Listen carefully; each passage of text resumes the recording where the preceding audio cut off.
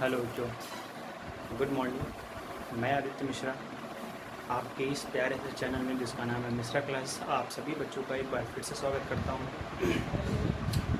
बच्चों, जैसे कल हम लोगों ने पढ़ लिया था कि अगर एक स्ट्रेट वायर होता है, इनफाइनाइट वायर होता है, तो उस पर अगर हम पॉजिटिव चार्ज दे देते हैं तो उसके थ्रू इंटेंसिटी हम कहाँ फाइंड यानी कितनी फाइंड करते हैं, पी पॉइंट पर। ठीक है, आज हम लोग जो टॉपिक पढ़ेंगे वो हम क्या एक मेटलिक शीट लेंगे, इनफाइनाइट शीट लेंगे।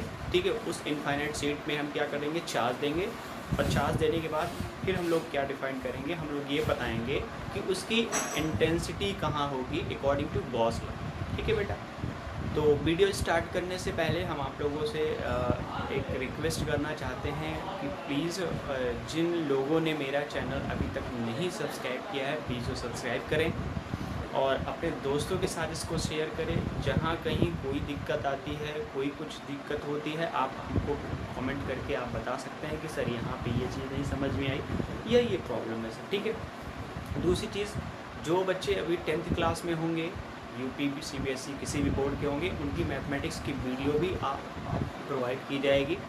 तो जिनके बच्चे जिन स्टूडेंट्स के छोटे भाई बहन होंगे जो 10th के बोर्ड एग्ज़ाम इस बार देंगे, वो भी उनको भी वीडियो क्या कर सकते हैं, मैथमेटिक्स का आप दिखा सकते हैं, आप करवा सकते हैं। तो ठीक है बेटा, अभी आप लोग घर पे रहिए। जो है कोविड-19 के केसेस ज़्यादा एक्टिव हो गए हैं, ज़्यादा तेज़ हो रहे हैं, तो अवॉइड करिए थोड़ा बाहर जाने के लिए। घर पे ही पढ़िए, लेकिन पढ़िए, ऐसा मत सोचिए कि एग्ज़ाम नहीं होगा। एग्ज़ाम होगा, आज नहीं तो कल एग्ज़ाम होना ही होना है। और आप लोग जो है अभी से एक स्ट्रेटजी बना के चलिए, ख़ास करके जो इस बार 12th में गए हैं, क्योंकि अभी आप लोगों का स्कूल या कॉलेज जो भी कोचिंग वगैरह चलेगी वो थोड़ा डिले चलेगी। तो आप लोग थोड़ा से ऑनलाइन प्लेटफॉर्म पे जो भी आपके कंटेंट मिल रहे हैं, आप उसको ले करके आप अपने एजुकेशन को, आप अपने जो है टॉपिक को आप स्ट्रॉन्ग कर लीजिए। बाकी कोचिंग स्कूल जब खुलेगी तो आप लोग कोचिंग स्कूल में जाएंगे तो वहाँ पे ऑफलाइन आपकी क्लासेस चलेंगी, लेकिन आपको टाइम जो मिलना चाहिए था वो टाइम नहीं मिलेगा। ठीक है, तो मे भी हो सकता है कि इस बार भी सिलेबस कुछ ना कुछ डिटेक्ट किया जाए। अभी ये गवर्नमेंट डिसाइड करेगी कि सिलेबस कितना डिटेक्ट करेंगे, कैसे क्या करेंगे। अभी ऐसी कोई गाइडलाइन नहीं है, तो आप लोग अभी ये समझिए कि पूरा सिलेबस आप कवर करके चलिए। हाँ, जो एनसीईआरटी में है वही हम आपको पढ़ाएंगे। हम आपको अभी कुछ ऐसे बीच में क्वेश्चन भी आपको दे देंगे जो कि नीट या आईआईटी के लिए इम्पोर्टेंट है, लेकिन अभी बेसिकली आपको सिर्फ बोर्ड की प्रिपरेशन करा रहे हैं। तो आप लोग वीडियो देखने से पहले जो टॉपिक आपको वीडियो में लगाई जाती है या दी जाती है, उस टॉपिक को आप अपनी बुक में जा कर के अपनी जो भी कॉपी बुक लिए हैं, किताब, उसमें आप एक बार रीड कर लिए, फिर हमारी वीडियो को आप देख लीजिए। अगर कहीं नहीं आता है समझ में तो हमको आप कमेंट करिए।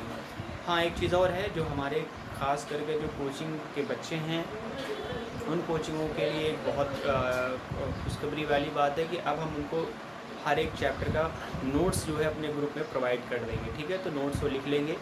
जो नोट्स में नहीं पढ़ाया जाएगा या जो हम नहीं वीडियो में बताएंगे, आप हमसे कंसल्ट कर लेंगे, सर ये पढ़ना है कि नहीं पढ़ना है, तो हम बता देंगे कि ये सब सिलेबस से आपका हट गया है, यानी ये चीज़ आपको नहीं पढ़नी है। ठीक है, जो हम आपको नोट देंगे पूरा ब्रीफ देंगे, आप चाहें तो उसको पूरा ब्रीफ पढ़ सकते हैं, या जो आपके एनसीईआरटी पैटर्न पर है वही आप पढ़ें। ठीक है, कोई दिक्कत। पिछले साल बेटा चल रहे हैं।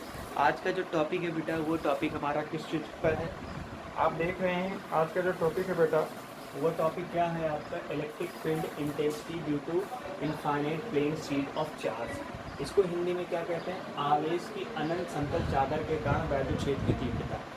देखिए बेटा, कोई ऐसी चादर नहीं होती है जो अनंत क्षेत्र की हो। ठीक है, बस हम लोगों ने एक अज्यूम किया है कि एक आवेश होगा, अनंत वैद्युत क्षेत्र की तीव्रता होगी। ठीक है बेटा, तो हम सबसे पहले क्या करते हैं बेटा, हम सबसे पहले एक मेटलिक शीट ले लेते हैं बेटा। क्या ले लेंगे, एक मेटलिक शीट ले लेंगे। ठीक है, मेटलिक शीट लेने के बाद बेटा उस पर हम चार्ज दे देंगे। तो हमने क्या ले लिया बेटा, हमने ले लिया है एक मेटलिक शीट। यहाँ की इस साइड में हम एक मेटलिक शीट बना लेते हैं बेटा। यहाँ पे हम क्या करते हैं, एक मेटलिक शीट बना लेते हैं, यानी ये हमने क्या कर लिया है, एक मेटलिक शीट बना लिया बेटा। ठीक है, जो कि मेटलिक शीट कैसा है, इनफाइनाइट है बेटा। कैसा है, इनफाइनाइट एक मेटलिक शीट है। ये हमने एक मेटलिक शीट बना लिया है जो कि इनफाइनाइट मेटलिक शीट है। ठीक है बेटा, अब हम क्या करते हैं, इसमें हम पॉजिटिव चार्ज देते हैं। क्या देते हैं बच्चों, पॉजिटिव चार्ज दे देते हैं। यहाँ पे हमने क्या कर दिया, इसको पॉजिटिव चार्ज दे दिया, कोई दिक्कत नहीं, हमने पॉजिटिव चार्ज दे दिया। अब एक्चुअली आप अच्छी तरीके से जानते हैं कि ये एक मेटलिक शीट होती है। एक्चुअली क्या होती है, मेटलिक शीट होती है, इसमें लेंथ और ब्रेथ दोनों होता है। जब ये पॉजिटिव चार्ज देंगे तो ये लेंथ और ब्रेथ दोनों में आपका क्या होगा, डिस्ट्रीब्यूट होगा बेटा, क्या होगा, डिस्ट्रीब्यूट होगा। यानी जैसे हम इस मेटलिक शीट को चार्ज देंगे, इसके लेंथ में भी चार्ज डिस्ट्रीब्यूट हो जाएगा, इसके ब्रेथ में भी चार्ज डिस्ट्रीब्यूट हो जाएगा। यानी एक तरीके से आप कह सकते हैं कि इस पर जो चार्ज डेंसिटी आएगी बेटा वो कैसे होगी, सरफेस चार्ज डेंसिटी होगी। कैसे होगी, सरफेस चार्ज डेंसिटी होगी। आप लोगों को पढ़ाया गया है कि सरफेस चार्ज डेंसिटी क्या होती है बेटा, ठीक है। यानी अगर आप सरफेस चार्ज डेंसिटी की बात करेंगे बेटा तो सरफेस चार्ज डेंसिटी यहाँ पे क्या हो जाएगी, वो हो जाएगी बेटा, ठीक है। चलिए यहाँ पे हमने चार्ज दे दिया। अब देखिए चार्ज देने के बाद हम लोगों ने ये भी पढ़ा है कि इसमें गॉस लॉ को अप्लाई करते हैं बेटा। क्या करते हैं, गॉसियन लॉ को अप्लाई करते हैं ना। तो यहाँ पे हमने क्या करना है, एक ऐसे गॉसियन लॉ को बनाना है जिसके थ्रू हम इस जो है शीट पर हम क्या निकाल सकते हैं, इंटेंसिटी निकाल सकते हैं। अच्छा, गॉसियन सरफेस क्या होता है बेटा, हम आपको पहले बता चुके हैं कि गॉसियन सरफेस एक ऐसा सरफेस होता है जो कि एक तरीके से आप ये कह सकते हैं कि इमेजिनरी सरफेस होता है, जिसके जहाँ से चार्ज है वहाँ से उसकी डिस्टेंस इक्वल होनी चाहिए, तभी इंटेंसिटी इक्वल होगी। क्योंकि इंटेंसिटी बेटा दो चीज़ों पे डिपेंड करती है, एक चार्ज पे डिपेंड करती है, एक डिस्टेंस पे डिपेंड करती है। तो बेटा यहाँ से देखिए, यहाँ पे चार्ज तो इक्वल है, कोई दिक्कत नहीं है, डिस्ट्रीब्यूट कर दिया चार्ज इक्वल। कॉन्टीन्यूअस चार्ज आप लोगों ने पढ़ रखा है, डिसकॉन्टीन्यूअस चार्ज होता है लेकिन आपके सिलेबस में नहीं है, तो डिसकॉन्टीन्यूअस चार्ज आपने को नहीं पढ़ना, ठीक है। तो आप कॉन्टीन्यूअस चार्ज ऑलरेडी पढ़ रखे हैं। जब इस पर चार्ज देंगे तो इस पर जो चार्ज बेटा जाएगा वो कॉन्टीन्यूअस चार्ज होगा। कैसा चार्ज होगा, कॉन्टीन्यूअस चार्ज होगा, ठीक है। तो बेटा यहाँ पे ये कॉन्टीन्यूअस चार्ज हमने दे दिया। अब चूँकि चार्ज हर जगह इक्वल है तो डिस्टेंस भी, यानी हमको गॉसियन सरफेस ऐसा लेना है कि इक्वल डिस्टेंस पे हो। तो बेटा सबसे पहले यहाँ पे हम गॉसियन सरफेस को कैसे अज्यूम करेंगे, अब देखिए यहाँ पे हम क्या करेंगे, हम ये लेट कर लेंगे कि इसके सेंटर से एक सिलेंड्रिकल टाइप का गॉसियन सरफेस बनाएंगे। यहाँ से बेटा बनाएंगे क्या, एक सिलेंड्रिकल टाइप का गॉसियन सरफेस। यहाँ से हम क्या करेंगे, एक सिलेंड्रिकल टाइप का गॉसियन सरफेस बेटा बना देंगे, ठीक है।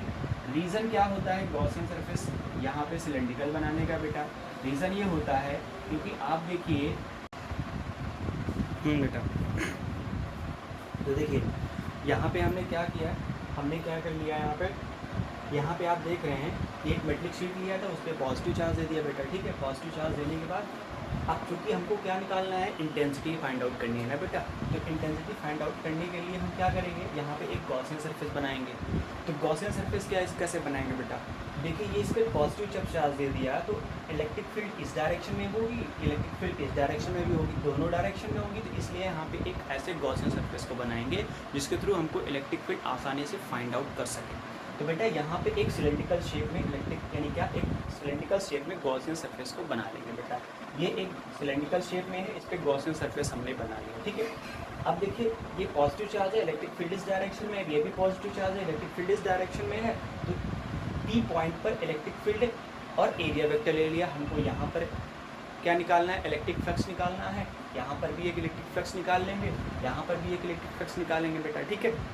अब देखिए सबसे पहले चीज़ तो ये है, आप लोगों को बताया गया है समतल चादर क्या होती है ना, यानी प्लेन शीट क्या होती है, पहले ये चीज़ समझ लेते हैं। देखिए बेटा प्लेन शीट का मतलब है कि मान के चलिए कोई एक नॉन कंडक्टिंग शीट है आपके पास, ठीक है, या आपके पास प्लास्टिक पेपर है, उस पर अगर हम चार्ज दे देते हैं तो उसी प्लास्टिक पेपर को या नॉन कंडक्टिंग शीट को ही हम क्या कहते हैं, एक प्लेन शीट कहते हैं बेटा। क्या कहते हैं, प्लेन शीट यानी समतल चादर कहते हैं, ठीक है। इतनी बातें क्लियर हो गई। चलिए बेटा अब यहाँ से चूँकि आप जानते हैं अच्छी तरीके से, इस पर हमने चार्ज क्या दिया बेटा, पॉजिटिव चार्ज दिया ना। तो ऑब्वियसली जब इस पर हम पॉजिटिव चार्ज देंगे तो आप लोग को अच्छी तरीके से पता है इस पर एक सरफेस चार्ज डेंसिटी होगी। क्या होगी, सरफेस चार्ज डेंसिटी होगी बेटा। इस सरफेस चार्ज डेंसिटी को हम लोग क्या कहते हैं, पृष्ठ आवेश घनत्व। क्या कहते हैं बेटा, पृष्ठ आवेश घनत्व। इसको आप लिख सकते हैं, क्या लिख सकते हैं, पृष्ठ आवेश घनत्व। कितनी हो जाएगी बेटा, पृष्ठ आवेश घनत्व। पृष्ठ आवेश घनत्व जब यहाँ से निकालेंगे तो इसको हम लेट कर लेंगे, क्या लेट करेंगे बेटा, क्या हो जाता है इस पर जब हम निकालेंगे तो ये आपका हो जाएगा, ये आपका हो जाएगा बेटा, ठीक है। इतनी बातें समझ में आ गई बेटा, ठीक। चलिए आप देख लेते हैं यहाँ पे क्या करते हैं, हमको 3 पॉइंट पर पी पॉइंट पर निकालना है, पी डैश पॉइंट पे निकालना है और एक आपका पी डबल डैश पे निकाल लो यहाँ पे, इसको आप पी डबल डैश सेलेक्ट कर लेते हैं। इन दोनों पे, इन तीनों पर हमको क्या निकालना है बेटा, इलेक्ट्रिक फ्लक्स निकालना है। क्या निकालना है बेटा, इलेक्ट्रिक फ्लक्स निकालना है। तो क्या करेंगे, electric flux at P point solve कर लेंगे, यानी डेरिवेट कर लेंगे। यहाँ पे क्या हो जाएगा, electric flux at P point. P point पर बेटा इलेक्ट्रिक फ्लक्स निकाल लीजिए आप। जब पी पॉइंट पर इलेक्ट्रिक फ्लक्स निकालेंगे तो आप फॉर्मूला जानते हैं इलेक्ट्रिक फ्लक्स का। क्या होता है इलेक्ट्रिक फ्लक्स का formula, phi E is equal आपका होता है बेटा इंटीग्रेशन। अच्छा, इंटीग्रेशन क्यों हो जाएगा, पहले ये चीज़ देखते हैं। इंटीग्रेशन इसलिए हो जाएगा बेटा क्योंकि हम अच्छी तरीके से जानते हैं कि इस पॉइंट पर छोटे छोटे, इस पॉइंट पर हमने छोटा ले लिया है, यहाँ भी छोटा होगा, यहाँ भी छोटा, हर जगह छोटे छोटे होंगे ना। तो हम इस पूरे पॉइंट पर, यानी इस पूरे जगह पर हमको क्या निकालना है, टोटल फ्लक्स निकालना है। क्या निकालना है, टोटल फ्लक्स निकालना है। ठीक है, तो यहाँ पे फाई ई इज इक्वल ई हो जाएगा बेटा। उसके बाद क्या हो जाएगा, डी ए हो जाएगा या डी एस हो जाएगा। एस लिया है आपने, एस ले, कोई दिक्कत नहीं है। ए भी कहीं कहीं आपका होता है। ई हमारा, इसको जब लिखेंगे तो क्या हो जाएगा, E D S cos theta हो जाएगा बेटा, कि नहीं हो जाएगा, क्योंकि आप जान रहे हैं इसका ये डॉट प्रोडक्ट होता है। ठीक है, अब ई और एस के बीच एंगल कितना है बेटा, ई और एस के बीच एंगल आप देख रहे हैं 0 डिग्री है। जिस डायरेक्शन में इंटेंसिटी है उसी डायरेक्शन में एरिया वेक्टर है।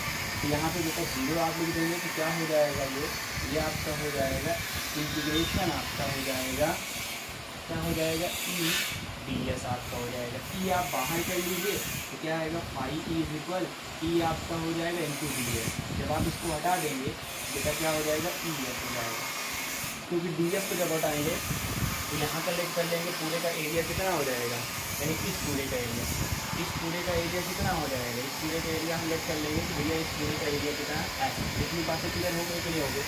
अब हमको क्या निकालना है, इलेक्ट्रिक फ्लक्स निकालना है। कहाँ पे, पी डैश पॉइंट पे निकालना है। तो यहाँ पे अगला पॉइंट लिख सकते हैं, electric flux at P.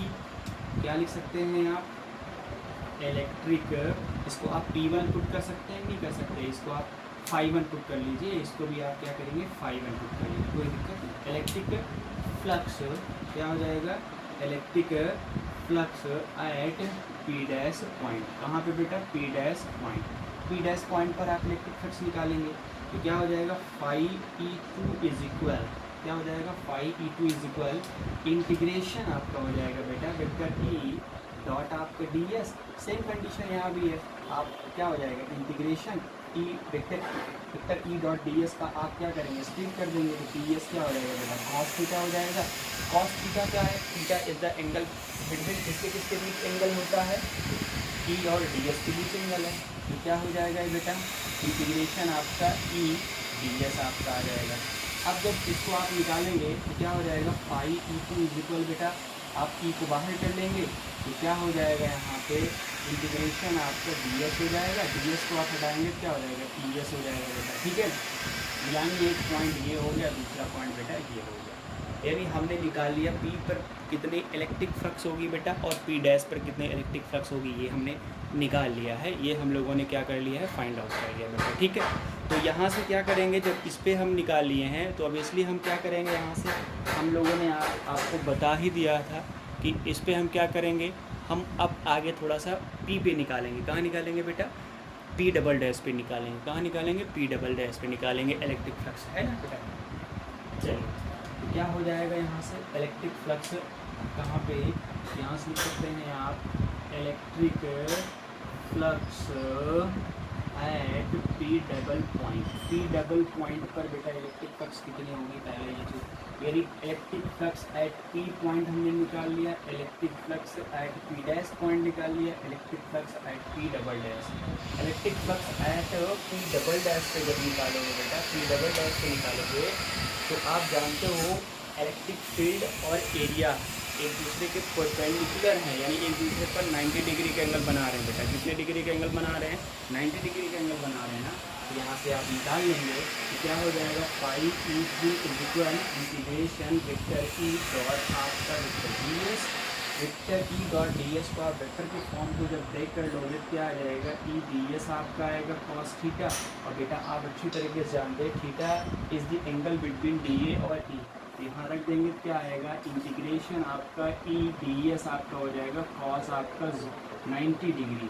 Cos 90 की वैल्यू कितनी होती है बेटा, 0 हो जाएगी। कितनी हो जाएगी, 0 हो जाएगी।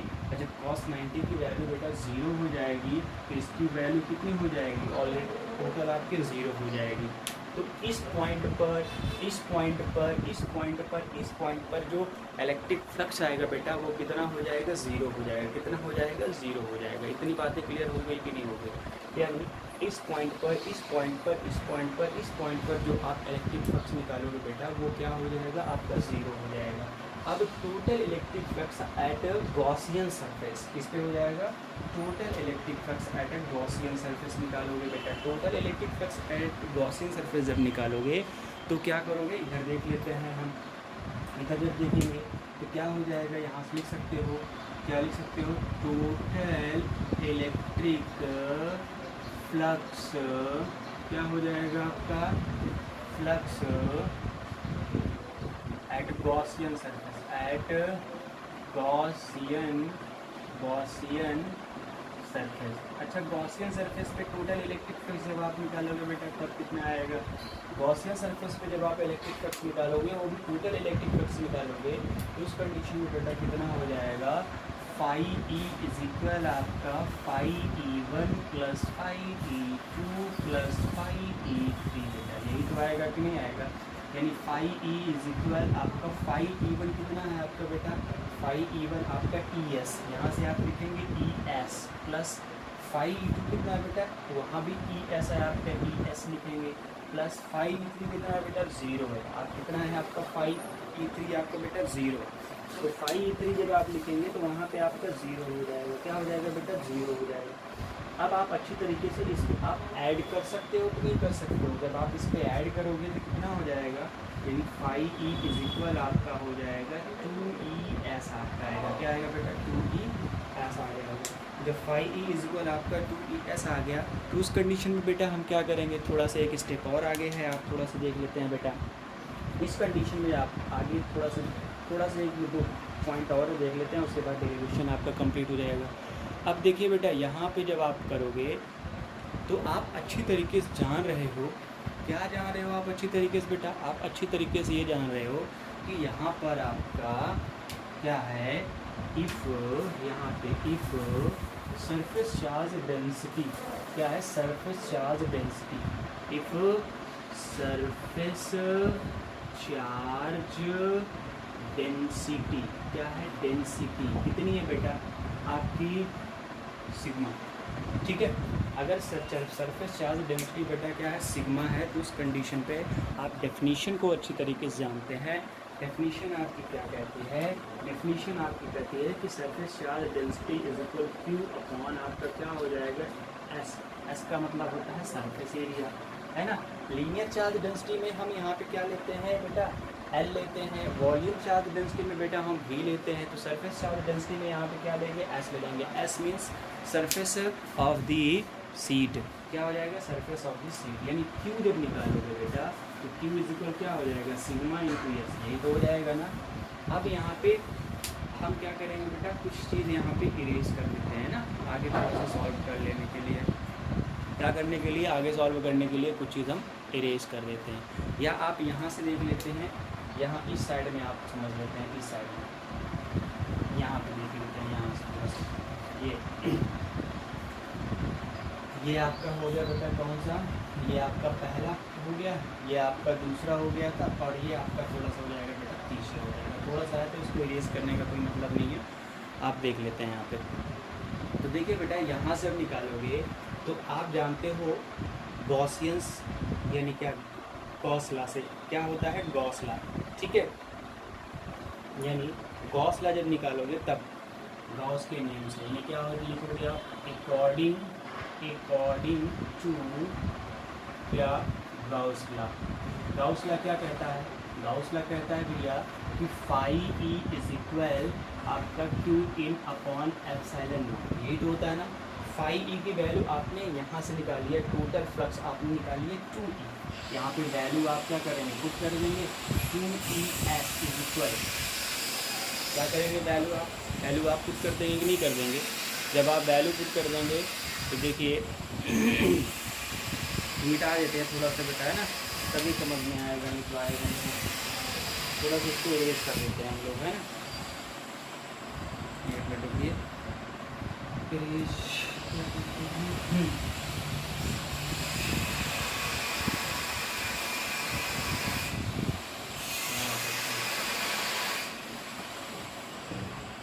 According to Gaussian surface phi E equal हमारा बेटा कितना होता है, इतना। तो फाई ई की वैल्यू यहाँ कर देंगे 2ES, क्या है आपका 2ES आपका है बेटा, और इज इक्वल क्या हो जाएगा आपका Q in upon epsilon not. Q in की वैल्यू कितनी हो जाएगी, ये आपकी हो जाएगी, इन है ना, तो क्यू इन आपका हो जाएगा सिग्मा एस अपॉन क्या हो जाएगा एप्सिलॉन नॉट बेटा। एस को एस से आप कैंसिल कर सकते हो, क्या आ जाएगा इंटेंसिटी जब निकालोगे तो सिग्मा अपॉन 2 एप्सिलॉन नॉट बेटा, यही तो आएगी, कितनी आएगी, ये हमारी इंटेंसिटी हो गई। क्या होगी बेटा, इंटेंसिटी हो गई।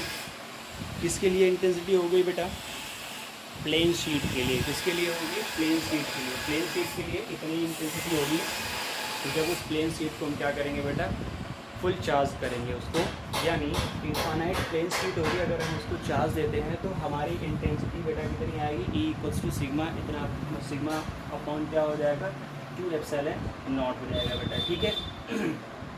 अब आप एक तरीके से अच्छी तरीके से जान रहे हैं,